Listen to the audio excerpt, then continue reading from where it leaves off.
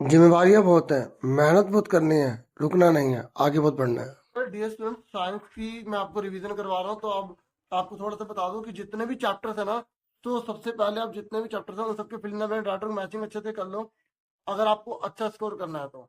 और ये question exam में बहुत बार आया हुआ, जैसे ये 30 डिग्री का बोल रहा है, तो ये ऐसे रिफ्लेक्टेड होगा, तो ये भी कितने का बनेगा, 30 का बनेगा। फिर उसके बाद ये ऐसे किरण चली जाएगी, तो ये कितने डिग्री का बनेगा, ये आपसे पूछ सकता है। ठीक है, तो डियर ये वाला जो एंगल है ना, जैसे यहाँ पे 30 30 की तो 60 हो गए। ठीक है, तो ये बनेगा आपका पूरा 120 का, तो हम इसके ऊपर नॉर्मल लाइन ऐसे ड्रॉ कर देंगे, तो ये आ जाएगा 60 डिग्री 60 डिग्री, तो यार ना 120 का ये आप आंसर देख सकते हैं यहाँ पर। ठीक है, तो मैं आपको फटाफट जो है एक बार रिवाइज करवा देता हूँ सारे चैप्टर जो थोड़े बहुत मुझसे हो सकते हैं। ठीक है, तो आप फिल्म में ड्राइटो मैचिंग आपने अच्छे से कर ली होगी। आपने नियमित और विस्तृत वाला भी कर लिया होगा, एक पुरानी वीडियो भी देख लेना, भी डाली थी मैंने। ठीक है, नियमित समतल और चिकने पृष्ठ पर बनता है, और ये विषम और अनियमित पृष्ठ पर बनता है। परावर्तित किरण समांतर होती है, जबकि परावर्तित किरण इसमें असमांतर होती है। ठीक है, और एक बार डायग्राम बना देना, ये प्लेन है तो ये ऐसे जा रहा है, और जबकि ये टेढ़ा मेढ़ा है, तो लाइन तो पैरेलल आएगी, लेकिन कोई टेढ़ी जाएगी, कोई ऐसी जाएगी, कोई ऐसी चली जाएगी। समझे मेरी बात? ठीक है, परिवर्तन का नियम मैंने आपको समझा दिया था। आपतित किरण और परिवर्तित किरण और अभिलंब तीनों एक ही बिंदु पर आते हैं, और आपतन कोण और परिवर्तन कोण बराबर होते हैं। यहाँ परिवर्तन कर लेना, यहाँ पर आपतन कोण कर लेना, और यहाँ पे परावर्तन कोण कर लेना, ये दोनों बराबर होते हैं। ठीक है, और कागज का टुकड़ा नियमित अगर कागज समतल है, और विसरित अगर कागज रुक्ष है। तो इस तरीके से, जैसे पॉलिश युक्त लकड़ी की मेज, ये क्वेश्चन ये था कि निम्न में से प्रत्येक के स्थान के सामने लिखिए। तो ये आपने बुक में क्वेश्चन पढ़ा होगा ना, तो कैसा बनेगा, एग्जाम में बहुत बार क्वेश्चन आया हुआ, बच्चे इसको इग्नोर कर देते। मतलब किसमें समतल बनेगा या नियमित बनेगा, किसमें विस्तृत बनेगा, बताओ। अगर चौक पाउडर है तो कैसा बनेगा, विस्तृत बनेगा, क्योंकि चौक पाउडर है। मतलब लाइट अगर ऐसे जा रही है तो ऐसे कब बनेगा, और जब ये पैरेलल जा रहा है तो ऐसे कब बनेगा, टेढ़ा मेढ़ा, बताओ। तो अगर चौक पाउडर है तो विस्तृत बनेगा। ये देखो, ये वाला डायग्राम है, ये रहा। ये विस्तृत कब बनेगा और प्लेन कब बनेगा, तो ये बच्चे बुक के क्वेश्चन को छोड़ देते हैं, तो इसलिए गलत कर देते हैं। तो ठीक है, तो लाइन वाइज सारे चैप्टर मतलब रिवर्स ऑर्डर में मैं बता देता हूँ। ठीक है, तो आप पहले 13 चैप्टर पर आ जाओ। ठीक है, तो चैप्टर है, और आपने क्या सीखा बच्चे, जो लास्ट पेपर जो पेज है ना, ये वाला, इसको पढ़ते नहीं है, जो इसमें लास्ट में होता है, मैं आपको दिखा, ये वाला। तो ये सब जरूर पढ़ा करो, क्योंकि इसमें से कुछ क्वेश्चन बनकर आ रहे थे। जैसे नेत्र के भाग अगर पूछ लेगा एमसीक्यू में कि नेत्र के कौन कौन से भाग होते हैं, तो बता दो, कॉर्निया होता है, ठीक है, आइरिस होता है, लिखो लिखे ना, आइरिस को हिंदी में प्रतारिका बोलते हैं, पुतली, लेंस, रेटिना, ये सब। ठीक है, द्विक तंत्रिकाएं, ये अच्छे से आप पता कर लो, पढ़ लो। और मैंने शंकुशला का पिछली वाली वीडियो में आपको बता दिया था। ठीक है, तो वो वाली वीडियो आप देख लेना। ये आपने क्या सीखा, ये मेन मेन बात सारी लिखी हुई है, आपको यहाँ मैंने दिखा दी, ये लिखी हुई है। ठीक है, तो नियमित वितरित हो गया, और ये आप पता लगा लोगे। अब मुझे बताओ जल्दी से, कागज के टुकड़े पे कैसे बनेगा नियमित, अगर कागज समतल है, और वितरित का कागज रुक्ष मतलब खराब सा हो रहा है। परिवर्तन का नियम अच्छे से याद हो गया, ये एग्जाम में आता ही आता है। ठीक है, अब देखो सारे क्वेश्चन पढ़ने पॉसिबल नहीं है, दिखा देता हूँ, आप इसे नोट कर लो या सुनना सुन लो, बाकी इंपॉर्टेंट इंपॉर्टेंट जो है वो पढ़ा रहा हूँ। खालिस्तान आपको सारे अच्छे से करने हैं। ठीक है, ये एग्जाम में क्वेश्चन आता है, समतल दर्पण के सामने अगर 1 मीटर है, तो व्यक्ति अपने प्रतिबिंब से कितने मीटर दूर होगा। देखो, अगर आप समतल दर्पण में यहाँ पे खड़े हो, तो आप जितना आगे हो उतना पीछे चले जाओगे, तो अगर ये 1 मीटर है तो ये भी 1 मीटर होगा, तो कितना होगा टोटल, 2 मीटर हो गया। तो इस तरीके से 2 मीटर आपका आंसर आ जाएगा। तो इस तरीके से सारे खालिस्तान मैचिंग वगैरह अच्छे से कर लो, ताकि आप अच्छा स्कोर कर सको। कैलेडोस्कोप के ऊपर आए, कैसे बनता है कैसे करता है, अगर 5 नंबर का देगा तो आपको लिखना पड़ेगा आग का डायग्राम। ठीक है, आग का डायग्राम आपको बताना पड़ेगा कैसे कैसे बनता है, क्या क्या काम करता है, तो आपको करना होगा। ठीक है, नेत्र की देखभाल अपने आप बना बना के आप लिख दोगे। ठीक है, उसके बाद अगर ये डायग्राम बनाने को आएगा तो आप बना दोगे, आई होता है या आर। देखो जो जो ये ना है, ऐसे बनाना था, ऐसे, ये ऐसे जा रहा है तो आई है, और ये ऐसे जाएगा तो ये आर हो जाएगा। ठीक है, और ये क्वेश्चन एग्जाम में बहुत बार आता है, बच्चे इसको गलत कर देते हैं। ये 30 का है, तो जब हम इसे बनाएंगे तो ये भी 30 का होगा। जब ये ऐसे चला जाएगा तो ये 30 से 60 हो गए। ठीक है, और टोटल आमने सामने का टोटल जो है 180 बनेगा, तो ये टोटल 60 है। तो ये कितने का बचा, 180 में से 60 घटा दो, कितने बचे, 120, तो 120 का आएगा। तो आधा तो बांट लेंगे 60-60 का। अगर मान लो ये होता 60 का 100, नमस्ते, अगर ये 60-60-120 आएगा तो ये कितने का आ जाएगा, ये 30-30 आ जाएगा। तो इस तरीके से आपको याद रखना है इसको, ठीक है। ये देखो ये पूरा प्रैक्टिकल करके यहाँ दिखा रखा है कि ये कैसे रूल को फॉलो करता है, ठीक है। उसके बाद ये क्वेश्चन है। अब चलो अगला चैप्टर देख लेते हैं। देखो पुरानी बुक में तो 14 चैप्टर है, नई बुक में आपको पता है कौन सा चैप्टर होगा, 11वां होगा, ठीक है। तो विद्युत धारा के रासायनिक प्रभाव है। अगर पूछेगा चालक किसे कहते हैं, तो बोलोगे जिसमें से विद्युत धारा प्रभावित हो जाती है उसे चालक कहते हैं, और जिसमें से विद्युत धारा प्रभावित नहीं होती उसे कुचालक कहते हैं। तो तांबा और एल्यूमिनियम क्या कहलाएगा, चालक कहलाएगा, क्योंकि इसमें से विद्युत धारा प्रभावित की जाती है। अब बल्ब जलेगा, हाँ जलेगा बल्ब, ठीक है। अगर यहाँ पे लगा देते हैं हम रबड़ लगाते बल्ब जलता नहीं, जलता बल्ब, आपने छोटी क्लास में पढ़ा होगा। टेस्टर क्या होता है, इसे पता लगाते हैं कि उसमें विद्युत धारा प्रभावित हो रही है या नहीं हो रही है, ठीक है। तो इसके हम कुछ क्वेश्चन वगैरह कर लेते हैं, ठीक है। और जैसे इसमें ना पूछेगा कि हमने कोई पदार्थ डाला तो प्रकाश मतलब बल्ब जल गया, तो बोलोगे वो चालक का काम कर रहा है। जैसे नींबू का रस डाला तो वो बल्ब जल गया, सिरका डाला बल्ब जल गया, तो वो चालक का काम कर रहा है। तो ऐसे क्वेश्चन आपसे आएंगे, पूछेगा, ये आपको थोड़ा पढ़ना पड़ेगा क्योंकि इस समय टाइम कम है, तो थोड़ा समरी में बता रहा हूँ। एक होता है दीप्त जो अपने आप का खुद का प्रकाश होता है, ठीक है, और एक होता है अदीप्त जिनकी खुद का प्रकाश नहीं होता। तो एलईडी की फुल फॉर्म क्या है, प्रकाश उत्सर्जक डायोड, ये पूछ लेगा एलईडी की फुल फॉर्म बताइए, ठीक है। और ये ना स्टेटमेंट लिखी आएगी तो आपको इसको बताना पड़ता है, तो इस तरीके से भी। अब आगे देखो जल्दी से, मैं आपको क्वेश्चन आंसर की तरफ ले जाता हूँ, ठीक है। जैसे ये देखो, ये ध्यान से सुनो। किसी चालक विलयन से विद्युत धारा प्रवाहित होने पर रासायनिक अभिक्रिया होती है, मतलब कोई नई चीज का निर्माण होता है। इसके फलस्वरूप इलेक्ट्रोडों पर गैसों के बुलबुले बन जा सकते हैं और इलेक्ट्रोडों पर धातु के निक्षेप देखे जा सकते हैं, विलयनों के रंग में परिवर्तन हो सकते हैं, ठीक है। ये आपको ये ध्यान में रखना, ठीक है। और ये आप वैज्ञानिक का नाम भी आ सकता है, तो आपको बताना पड़ेगा कि सन 1800 में एक ब्रिटिश रसायनज्ञ विलियम निकलसन ने दर्शाया कि यदि इलेक्ट्रोड जल में डूबे हों तथा उनके द्वारा विलयन से विद्युत धारा प्रवाहित की जाए तो ऑक्सीजन और हाइड्रोजन के बुलबुले उत्पन्न होते हैं। मतलब हम पानी से दो चीजें निकाल सकते हैं, हाइड्रोजन और ऑक्सीजन, ठीक है। और ये ऑक्सीजन के बुलबुले बैटरी के धन टर्मिनल में जाएंगे, यार ना ऑक्सीजन किसमें जाएगी, धन पॉजिटिव में, ठीक है।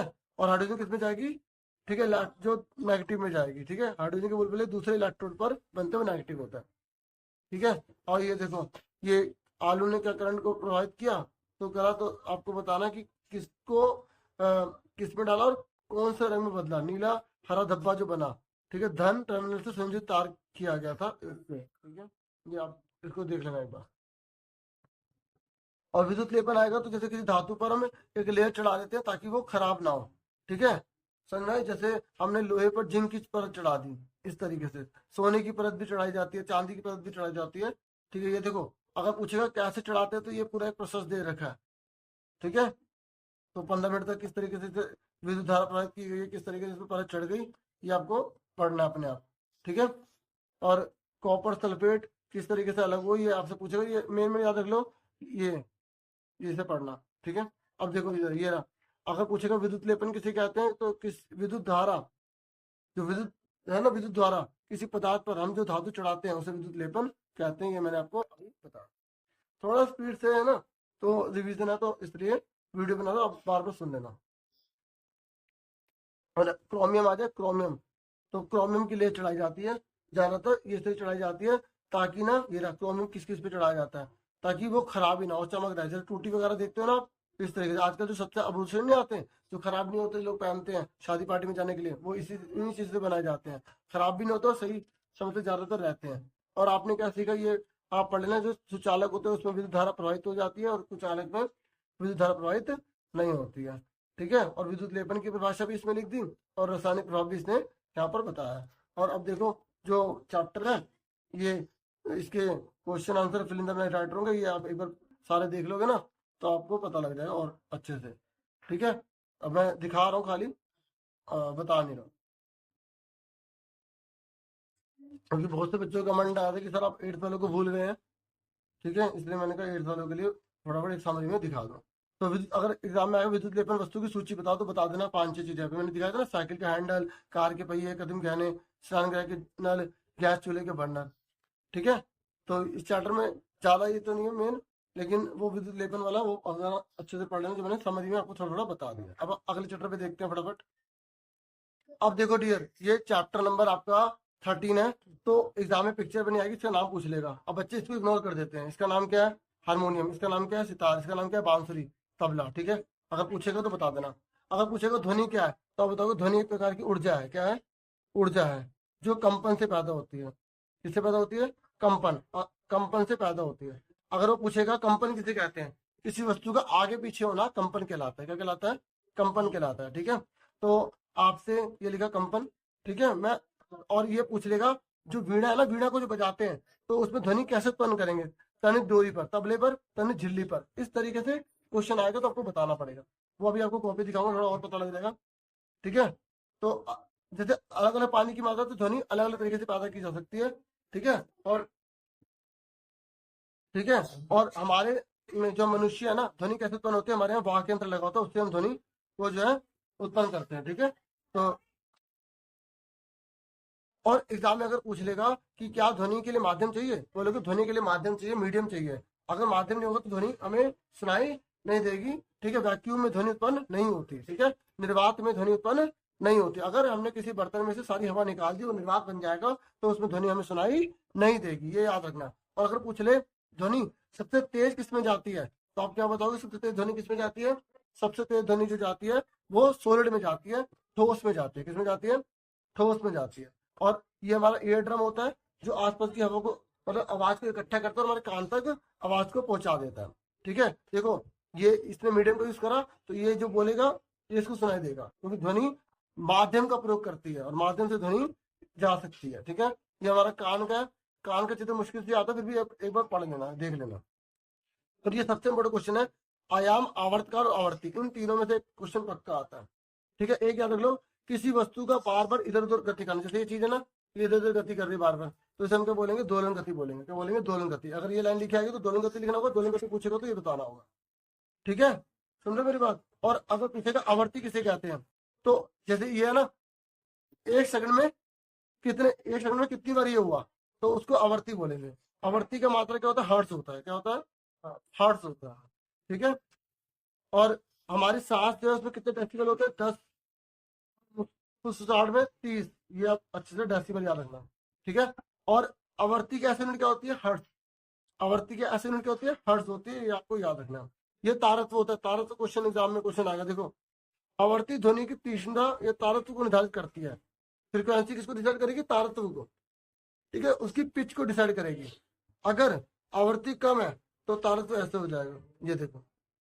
और अगर आवृत्ति बहुत ज्यादा है तो ये देखो तारत्व बहुत है। अगर एग्जाम में पिक्चर बनी आएगी, ये क्या है? बोलोगे निम्न तारत्व है, ये लो पिच है, और ये क्या? हाई पिच है। ठीक है, यदि कंपन की आवृत्ति कम हो तो ध्वनि का तारत्व कम होगा। अगर कंपन की आवृत्ति ज्यादा होगी तो तारत्व अधिक होगा। ये लाइन लिखी है कि आपको बताना पड़ेगा, ये कम है और ये ज्यादा वाला। ठीक है, ठीक है, उसके बाद आगे आ जाओ। अब देखो, है तो बहुत सारी चीजें, मुझसे जो कोशिश हो पा रही है मैं कर रहा हूँ। और वीडियो लाइक जरूर करना। ठीक है, मुझे मोटिवेट जरूर करना। अब श्रव्य और अश्रव्य किसे कहते हैं? श्रव्य मतलब जो हम सुन सकते हैं। पता हम इंसान कितना सुन सकते हैं? हम सुन सकते हैं 20 हर्ट्ज से लेकर 20 किलो हर्ट्ज तक, और 20 से हर्ट्ज से कम और 20 हर्ट्ज से ज्यादा अश्रव्य हो जाएगा, हम सुन नहीं पाएंगे। ठीक है, ये आपको याद रखना। 20 हर्ट्ज से 20 किलो हर्ट्ज, अगर 20 किलो हर्ट्ज से ज्यादा होता है तो अल्ट्रासोनिक कहते हैं, परश्रव्य बोलते हैं। क्या बोलते हैं? परश्रव्य। ठीक है, अगर देखो लगभग 20 कंपन प्रति सेकंड से कम आवृत्ति की ध्वनि मानव कान सुन नहीं पाता, नहीं सुन पाता ना, तो उससे हम क्या बोलते हैं कि अश्रव्य है। क्या है? अश्रव्य है। ठीक है, और हम कितना सुन सकते हैं? 20 से 20 किलो हर्ट्ज, तो उसे क्या बोलेंगे हम? उसे क्या बोलेंगे हम? श्रव्य बोलेंगे। क्या बोलेंगे? श्रव्य मतलब सुन सकना। ठीक है, 20 से 20 किलो हर्ट्ज तक यहाँ पढ़ोगे ना, पता लग जाएगा। फिर शोर और संगीत में क्या अंतर? आप बोलते ना, जो हमें पसंद नहीं होता वो शोर है, जो हमें पसंद होता है वो संगीत है।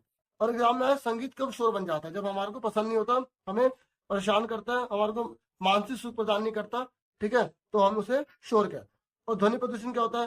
जैसे आसपास जो शोर है, टेलीविजन का शोर हो गया, गाड़ियों का शोर हो गया, तो ये ध्वनि प्रदूषण को कैसे रोक सकते हो? ठीक है, तो आप लोगों को सलाह करके हॉर्न जब जरूरत हो तभी बजाकर, ठीक है, फालतू में हॉर्न ना बजाकर, इस तरीके बना बना के आप जैसे टेलीविजन किसी बिल्डिंग के आवाज को कम करके, इस तरीके।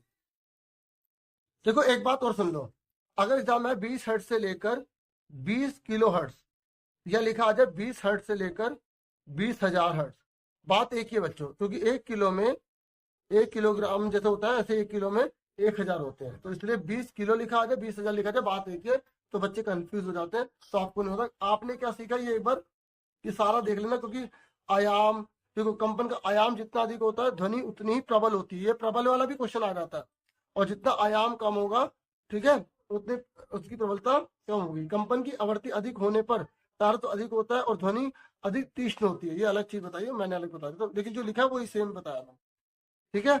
अप्रिय ध्वनि शोर होती है, ठीक है। अब एक बार इसको देख लो, आपने क्या सीखा, ये मेन में सारी बातें हो गई, ठीक है। ये देखो पुरुषों के वाक तंतु की लंबाई 20 मिलीमीटर होती है, और ये एग्जाम में आता है, पुरुषों के जो वाक तंत्र 20 और महिलाओं को 15 मिलीमीटर होता है, ठीक है। ये याद रखना, ठीक है, याद रखोगे ना, ये पढ़ लेना, एक्स्ट्रा चीजें इंपोर्टेंट बता रखी है, ठीक है। अब ये सारे क्वेश्चन है चैप्टर के, अब ये देख सकते हो आप,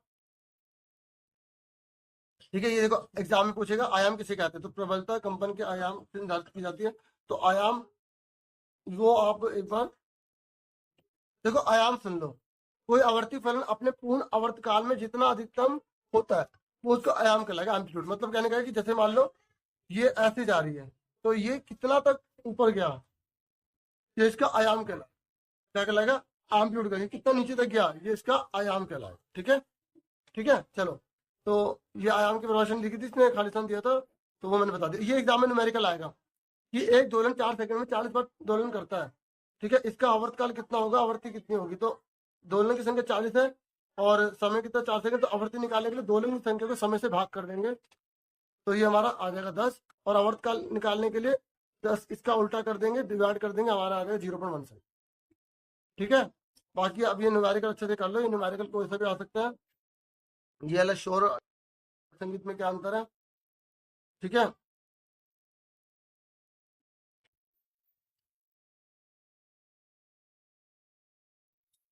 ये थ्योरी पढ़ लेना। तो डियर, ये मैंने आपको बताया, अब अगली वीडियो में मिलते हैं आपसे, सारे लाइक करते रहना।